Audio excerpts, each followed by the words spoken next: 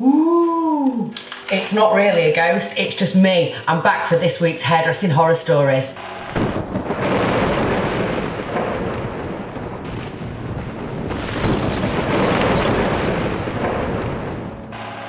So guys, I've actually got a few horror stories that have happened to me and my salon over the last few weeks that I thought I was going to share with you today. So the first one was, you know when you have those clients that are just mentally draining and actually get a feel, when you get them feels. We had one of those clients this week and actually my gut instinct should have said, no, we ain't doing your hair. But we went with it anyway and we did everything we could to please her. So the first inspo pic after consultation, at appointment, she showed me was a metallic-y strawberry blonde, even though there's no such colour as a metallic-y strawberry blonde. Then the next inspo pic was a dark auburn, and then the next inspo pic was a rose gold. So I decided she loved the strawberry blonde. I decided to do a bleach out to a level 10. It wasn't my client, but I was helping my stylist because I could see how nervous this client was making her. So we bleached out to a level 10, we got the colour book out. Bearing in mind, my colour book has got 10 different coppers, peaches, rose golds, strawberry blondes, you name it, we've got it. Didn't like a single one. So I said, no problem, I'll get my pivot point swatches out for you. Now you all know, if any of you got some pivot point swatches, you know how expensive they are. 16 bespoke coppers I made for everything from strawberry blondes, metallic rose gold, peach, copper, everything that you couldn't even get in my book. And guess what? Didn't even like a single one of them. Then, upon rinsing the bleach, she then showed me another inspo pic. We finally decided on 3 colours because it was multi-tonal. Went out, loved it. Next day, complaint, hated it. And you know what? In situations like that, guys, there is nothing you can do. It wouldn't have even mattered if it was the best hairdresser in the world doing her hair. So I'm guilty of the next one as well, guys, actually.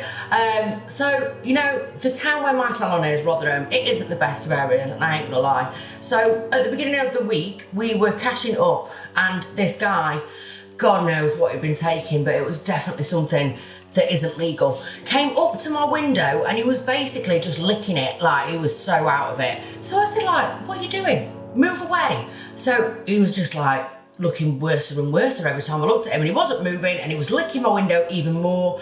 And so my assistant decided to put the metal shutter down to deter him away from the window. Now you would think if a metal shutter is about to hit you on the head, you would move, but no.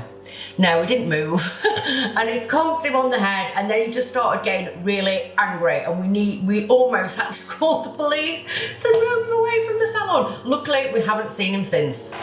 So this one is a bloody corker, and I've got to admit, it made me laugh. I am not guilty of this one this week. Can you imagine doing a gent's haircut and somebody that looked rather worse for wear was outside and you said to your gent whose hair you're cutting, God, have you seen the state of that outside? And he turned around and said, that's my wife, oh my God. So guys, I have started adding a bit of a hairdressing criminal element into my hairdressing horror stories. Now the last story was about Sweeney Todd. Now I was struggling to find a criminal hairdresser this week, but I did think about a crime that was committed at a hairdresser's, and actually this was a local salon to me. It happened 20 years ago though, and it was in the market, and it was, I can't mention the name of the hairdressers because he might be really mad at me for saying, but basically a woman was in that hairdresser's getting her hair permed, and her abusive ex-partner came in and blew her head off with a shotgun. Can you bloody imagine that? All of the staff had to have counselling.